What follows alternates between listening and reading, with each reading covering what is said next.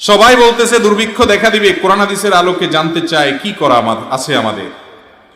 ভাইরা আমার, যদি দুর্ভিক্ষ দেখা দেয়, ওই যে বললাম শুরুতে, যার আল্লাহর প্রতি বিশ্বাস নাই, যার কোনো অভিভাবক নাই, যার কোনো কর্তা নাই, যার কোনো কর্তৃত্ব নাই, যার কোনো মালিক নাই, যে ছন্ন ছাড়া লাগাম ছাড়া সে পাগলের মতো হাউতাশ করবে, হতাশ হবে, হ্যাঁ, স্যাড ব্যাড দুঃখিত সব শেষে এগুলো হ্যাঁ হ্যাঁ হাউতাশ করবে।